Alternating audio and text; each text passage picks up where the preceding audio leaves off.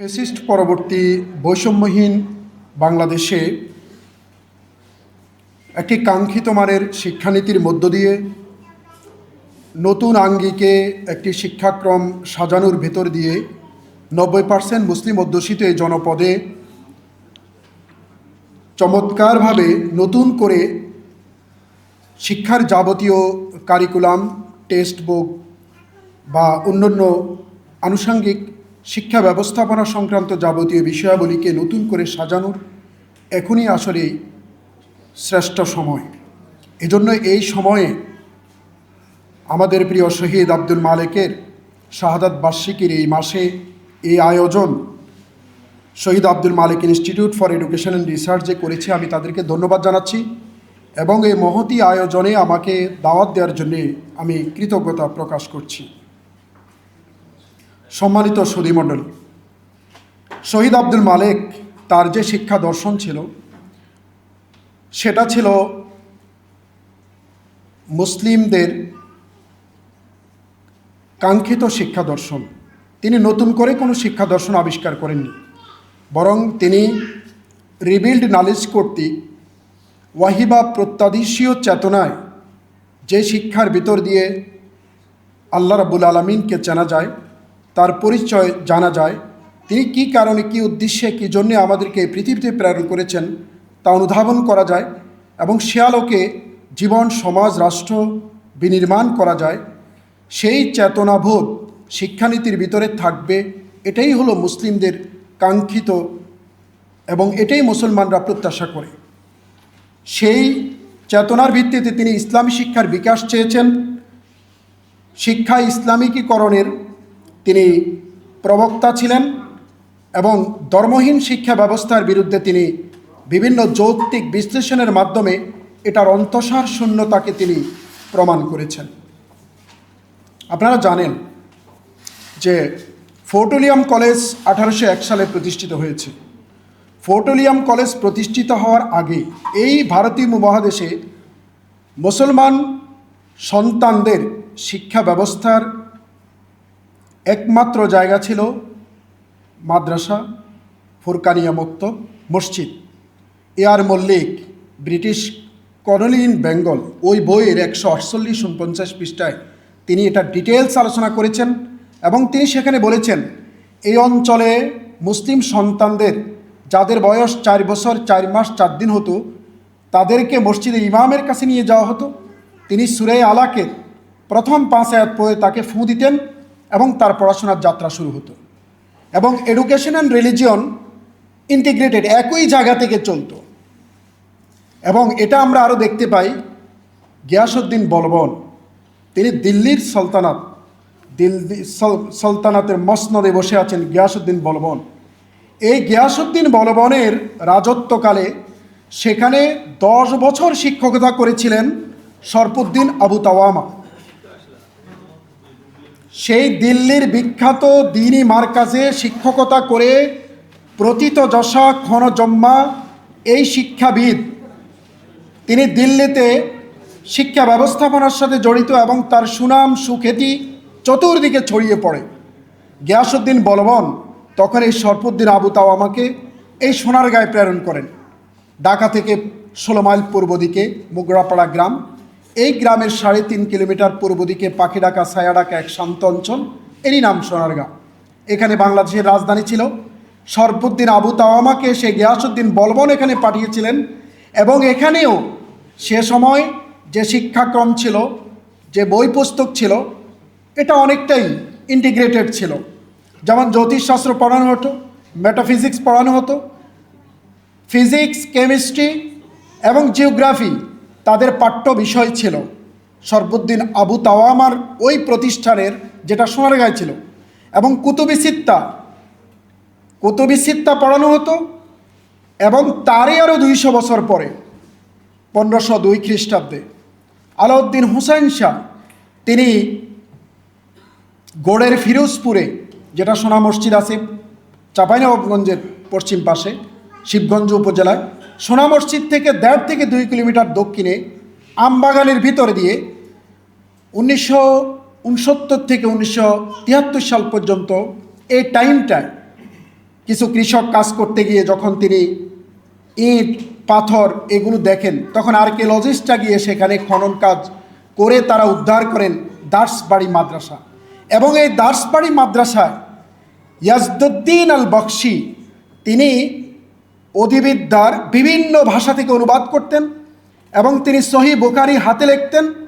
এবং এখানেও integrated education ছিল, ভূগোল ছিল, কেমিস্ট্রি, ফিজিক্স, রসায়ন থেকে শুরু করে জাগতিক যত জ্ঞান মানুষের বিভিন্ন প্রয়োজনে কাজে লাগে, শিক্ষার বিভিন্ন ব্রাঞ্চ তাদের এখানে পাঠ্য ছিল।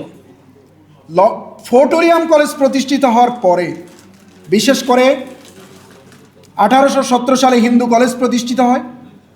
পরবর্তীতে 1855 সালে এটা প্রেসিডেন্সি কলেজের রূপ লাভ করে। 1834 খ্রিস্টাব্দে হুগলি কলেজ প্রতিষ্ঠিত হয়। এই ফোর্ট উইলিয়াম কলেজ প্রতিষ্ঠার পরে কলেজ কেন্দ্রিক সাধারণ শিক্ষাধারা কেন্দ্রিক পড়াশোনার একটা যাত্রা, নতুন একটা পথ তৈরি হয়। এখানে শিক্ষাকে বিভাজন করা হয়, কিছু শিক্ষাকে রাখা হয় দুনিয়াবী শিক্ষা হিসাবে, বৈষয়িক শিক্ষা হিসাবে, আর কিছু শিক্ষাকে রাখা হয় পারলৌকিক চিন্তা চেতনায়, মক্তব, মসজিদ বা ফোরকানিয়া মাদ্রাসা কেন্দ্রিক।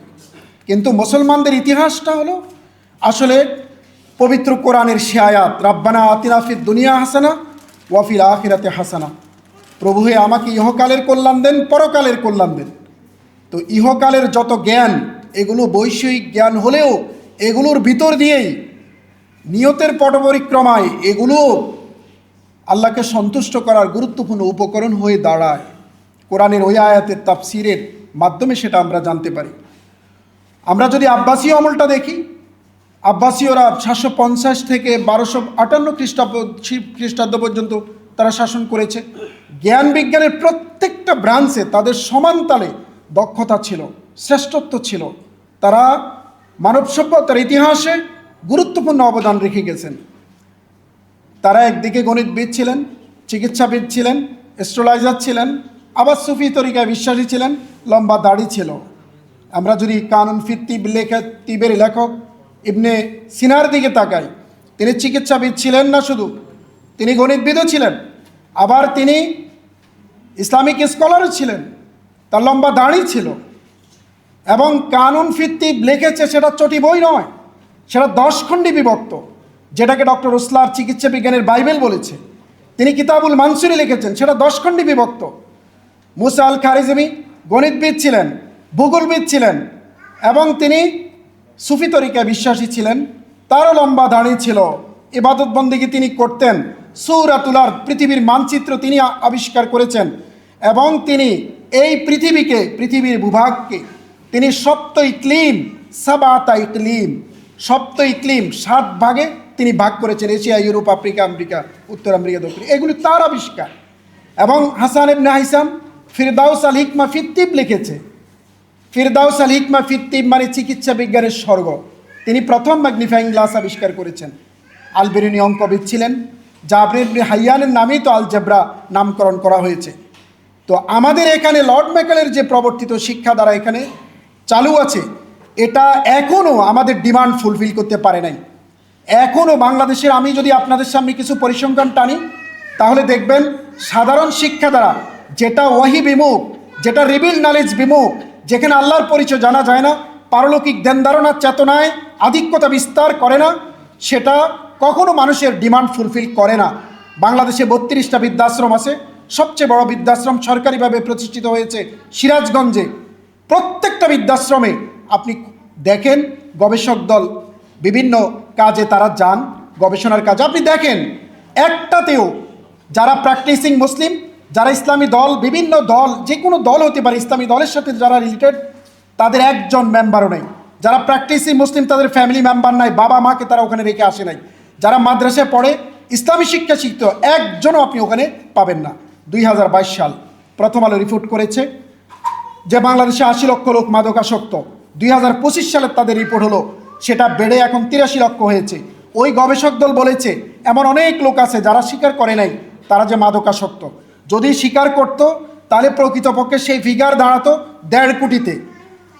এবং সবচেয়ে টেরিবল নিউজ হলো এখানে 49% যাদের বয়স 24 বছরের নিচে, মাদকাসক্ত লোকদের যাদের বয়স 24 বছরের নিচে, এই তরুণ যুবক, এদের সংখ্যাটা হলো 49%। এবং এখানে কোনো মাদ্রাসা শিক্ষার্থী নেই, কোনো ইসলামিক দলের যারা ইসলাম পারফর্ম করে, প্র্যাকটিসিং মুসলিম, তাদের কোনো মেম্বার এখানে নাই।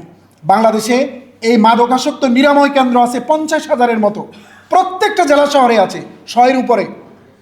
আপনি যাই ওখানে দেখবেন যারা প্র্যাকটিসিং মুসলিম, তাদের ফ্যামিলির কোনো মেম্বার মাদকাসক্ত নাই, কোনো মাদ্রাসা শিক্ষার্থী নাই, কোনো ইসলামী দল, যে দলই হোক, ইসলামী দলের কোনো নেতাকর্মী মাদকাসক্তে সেই আশ্রয় কেন্দ্র, নিরাময় কেন্দ্রগুলোতে খুঁজে পাওয়া যাবে না। তার মানে কি? তার মানে হলো ওয়াহির জ্ঞান, এটা কালজয়ী, এটা কালোত্তীর্ণ, এটা শাশ্বত, এটা চিরন্তন এবং এটা নির্ভেজাল, এটা বিশুদ্ধ। এই জ্ঞান যেখানে লাগবে সেটা শোনা হয়ে যাবে। যে ব্যক্তির কাছে আসে সে নবী হয়ে যায়, যেই মাসে আসে শ্রেষ্ঠ মাস হয়ে যায়, যেই রাতে নাজিল হয় সেই রাত শ্রেষ্ঠ রাত হয়ে যায়। কোনো ব্যক্তি যদি এর আলোকচ্ছটায় নিজের জীবনকে ঢেলে সাজাতে চায়, ওই ব্যক্তিও সমাদৃত, আলোকিত, আলোচিত এবং অনিবার্য, প্রয়োজনীয়, গুরুত্বপূর্ণ লোক হিসেবে সমাজে মাথা উঁচু করে দাঁড়ায়। কিন্তু আমাদের এই বাংলাদেশের স্বাধীনতার পরে 18টা শিক্ষা কমিশন এবং শিক্ষা সংস্কার কমিশন হয়েছে। এই শিক্ষা কমিশনগুলো ডক্টর কুদরতি ক্ষুধা থেকে শুরু হয়েছে, সর্বশেষ 2010 সালে শিক্ষা কমিশনের আলোকে 2012 সালে শিক্ষাক্রম এবং এগুলো ডিজাইন করা হয়েছে, কারিকুলাম ডিজাইন করা হয়েছে। এই টোটাল শিক্ষানীতি এবং শিক্ষা সংস্কার কমিশনের যে রিপোর্ট, এগুলো টোটালগুলো গড়ে উঠেছে বস্তুবাদ আর ভোগবাদ নিয়ে। ফলে এখানে অদৃশ্য অলৌকিক এক মহাশক্তির সাথে যে সম্পৃক্ততা, সম্পর্ক, এখানে রিবিল নলেজের যে প্রভাব, এখানে কোনো কিছুই রাখা হয়নি। বরং সন্তান পড়াশোনা করে কিভাবে ভালো চাকরি করবে, হিউজ পরিমাণ টাকা ইনকাম করবে, প্রফেশনাল লাইফে সফল হবে, কারিগরি শিক্ষার ভিতর দিয়ে সে বেড়ে উঠবে এবং তার ডিমান্ড বা উপযোগগুলোকে সে সঠিকভাবে ফুলফিল করবে, এই বস্তুবাদী আর ভোগবাদী চেতনার ভিতর দিয়ে এই শিক্ষানীতিটাকে ডিজাইন করা হয়েছে। এখানে পারলৌকিক ভাবনা, বিং এ মুসলিম, পারলৌকিক ভাবনা, পারলৌকিক চিন্তা, পারলৌকিক জবাবদিহিতা, জান্নাতে এবং জাহান্নামে যাওয়ার প্রশ্ন এবং মানুষের যে নৈতিকতা, তার ইথিক্স অ্যান্ড মোরালিটি, এই শিক্ষা ব্যবস্থার ফিলোসফিতে এটা বিন্দুমাত্র অবশিষ্ট রাখা হয়নি, বিন্দুমাত্র এটা ডিজাইন করা হয়নি, এটাকে গুরুত্ব দেওয়া হয়নি। ফলশ্রুতিতে আমাদের এই যে সাধারণ শিক্ষা ধারা থেকে বেড়ে উঠে গত 10 বছরের পরিসংখ্যান হলো 88 জন কিশোর অপরাধের জন্য মারা গেছে। 88 জন মারা গেছে, 10,000-এর বেশি মামলা হয়েছে এবং উইন্ডেড হয়েছে প্রায় 12,000-এর মতো, যাদের বয়স আপনার এই 15-20 বছরের নিচে, 18 বছরের নিচে, যে কিশোররা ক্লাস 8-এ, ক্লাস 9-এ, ক্লাস 7-এ যারা পড়াশোনা করে স্কুল লেভেলে। তাহলে এই লেভেলে সে পিতামাতার আদর যত্নে বেড়ে ওঠার কথা ছিল। সেই সভ্য, ভদ্র, নম্র, শালীন, এক মায়াবী, স্বর্গীয়, ভালোবাসাময় চেতনার ভিতর দিয়ে সে বেড়ে ওঠার কথা ছিল। কিন্তু পিতামাতার সুসম্পর্ক নষ্টের কারণে, অথবা পিতামাতার সন্তানের প্রতি তাকে স্কুলিং বা পরিচর্যা করে বেড়ে ওঠার এই যে যত্নায়নের অভাবের কারণে, অথবা ধর্মীয় শিক্ষা বা নৈতিক শিক্ষার অভাবের কারণে, যেই কোনো কারণেই হোক, এই কিশোররা আপনার রাস্তায় নেমেছে 2 গ্রুপে প্রেমের কারণে, অথবা তাদের একটা পেশি শক্তি দেখানোর একটা প্রভাব বলয় তৈরি করার কারণে এই কিশোররা 88 জন গত 10 বছরে এরা হত্যা হয়েছে। এবং এই বিভিন্ন গুরুত্বপূর্ণ গবেষণার ডেটা যদি আমরা আনি, এইভাবে ঢাকা শহরে 2021 সাল প্রতি 60 মিনিটে একটা করে ডিভোর্স হয়, এবং যেটা 2023 সালে এসে রিপোর্ট দিয়ে বলছে না 40 মিনিটে এখন। এবং ওই ডিভোর্সের তালিকায় আপনি 1%কেও পাবেন না যারা প্র্যাকটিসিং মুসলিম এবং যারা ইসলামী দলের সদস্য, যারা মাদ্রাসা শিক্ষিত আলেম ওলামা, এই শ্রেণীকে আপনি 1%-এর ভিতরে পাবেন না। অথচ দেখা গেছে সেখানে 48% যারা প্রফেশনাল লাইফে সফল, ভালো চাকরি করে, ভালো অবস্থা সম্পন্ন, তারাই কিন্তু সেপারেশনে যাচ্ছে। কেন যাচ্ছে? বহুগামিতার কারণে, অবিশ্বাসের কারণে। কেন যাচ্ছে? তাদের অদৃশ্য, অলৌকিক, মহাজাগতিক শাহেনশাহ, রাজাদিরাজ আল্লাহ রাব্বুল আলামিনের সাথে তাদের সম্পর্ক নাই। এই জন্য বস্তুবাদ আর ভোগবাদ মানুষকে ভিজুয়ালিজম ডেভেলপ করে, ভোগবাদ একদর্শী চেতনা ডেভেলপ করে, বস্তুবাদ আর ভোগবাদ মানুষকে সংকীর্ণ করে, দুনিয়াদার করে, উলুট পালুট করে দে মা, লুটিপুটি খাই, এই চেতনায় তাকে উজ্জীবিত করে। সুতরাং শহীদ আব্দুল মালেক, আল্লাহ শহীদ হিসেবে তাকে কবুল করুন। এই মহান ব্যক্তি আজ থেকে 55 বছর 56 বছর আগে যেই ভাবনা, যেই চিন্তা দিয়ে গেছে, এই চিন্তার লাগাম আমরা টেনে ধরব। পরিবর্তিত এই পরিস্থিতিতে আমরা শিক্ষার প্রত্যেকটা জায়গায় আমরা এখানে ইন্টিগ্রেটেড এডুকেশন, ইসলামাইজেশন অফ নলেজের এই থিওরিতে আমরা এগিয়ে যাব। এবং আপনাদেরকে বলে রাখি, আমাদের মাঝে উচ্চশিক্ষিত সাধারণ শিক্ষাধারার কিছু ইসলামিক চিন্তাবিদও আছেন, যারা একটা ইংলিশ মিডিয়াম স্কুলে শুধুমাত্র একটা ইসলামিক স্টাডিজের কোর্স দিয়ে তারা স্বাচ্ছন্দ্য বোধ করেন যে না হচ্ছে তো, এটা ইসলামী একটা প্রতিষ্ঠান তো দিয়েছি। আসলে দাড়ি টুপি আর এই সামান্য মাঝে মাঝে 1 ওয়াক্ত 5 ওয়াক্ত 3 ওয়াক্ত নামাজের ভিতর দিয়ে ইসলাম জানা যায় না।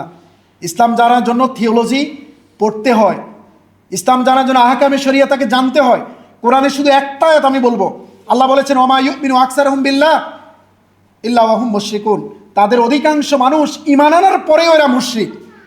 আপনি নামাজ করবেন, আপনি জাকাত দিবেন, হজ করবেন, চ্যারিটেবল অনেক অ্যাক্টিভিটিস আপনি করবেন, কিন্তু আপনি মাজারে যাবেন, কিন্তু আপনার গায়রুল্লাহর দিকে করবেন, আপনি বস্তুবাদ আর ভোগবাদে এগিয়ে যাবেন, মানব রচিত মতবাদ প্রতিষ্ঠার জন্য জান দিবেন, টাকা দিবেন, পয়সা দিবেন, ভোট চাইবেন, তার মানে আপনার তো ঈমানই নাই, আপনি তো মুশরিক। কারণ আল্লাহর ব্যবস্থাপনায় আপনি সন্তুষ্ট না, আল্লাহর দেওয়া জীবন ব্যবস্থাপনায় আপনি স্বাচ্ছন্দ্য বোধ, এখানে তৃপ্তি আনন্দ আপনাকে দিচ্ছে না। এবং সবচেয়ে এই যে শিরকি কায়দায় সবচেয়ে হৃষ্টপুষ্ট শিরকের আমি 3টা মানে ক্ষতির দিক তুলে ধরছি। 1 নাম্বার হলো ইয়াহবাতান্না আমালুকা, সব আমল বরবাদ হয়ে যাবে যদি বিন্দুমাত্র শিরিক থাকে। 2 নাম্বার হারামাল্লাহু আলাইহিল জান্নাত, জান্নাত হারাম হয়ে যাবে। 3 নাম্বার লা ইয়াগফিরু আন ইউশরাকা বিহি ওয়া ইয়াগফিরু মা দুনা যালিকা লিমান ইয়াশা, সব গুনাহ মাফ করবেন, শিরকের গুনাহ আল্লাহ মাফ করবেন না। সুতরাং এই যে ইসলামী শরিয়া, এটা গভীরভাবে জানা, শুধু ইসলামিক স্টাডি 7-8 যে সিলেবাস আমরা দিয়েছি, আমরা পড়াই বাচ্চাদেরকে সাধারণ শিক্ষা দ্বারা, এটা দ্বারা ইসলাম বোঝার কোনো সুযোগ নাই। সুতরাং মাদ্রাসাই ছিল এই ভারতীয় উপমহাদেশের মুসলমানদের একমাত্র প্রতিষ্ঠান, ফোর্ট উইলিয়াম কলেজ প্রতিষ্ঠার আগে, শত শত বছর আগে। এবং মাদ্রাসাই পড়া খুবই গুরুত্বপূর্ণ এলিমেন্টারি স্টেজে কোরআন এবং হাদিস জানার জন্য। তারপরে আপনি ঢাকা বিশ্ববিদ্যালয়ের যেই কোনো দল থেকে বিপি ইলেকশন করুক মাদ্রাসার ছেলেরা, মিসবাহুল কামাল সাহেবের সেই অনেক রাগ ক্ষোভের ভিতর দিয়ে হলেও তারপরে দেখা যায় আলো ছড়াবে, যেখানে থাকবে একত্ববাদী চেতনায়, অন্তত সে যে কোনো একটা এইজে রুটে ফিরে আসবে। ধন্যবাদ সবাইকে।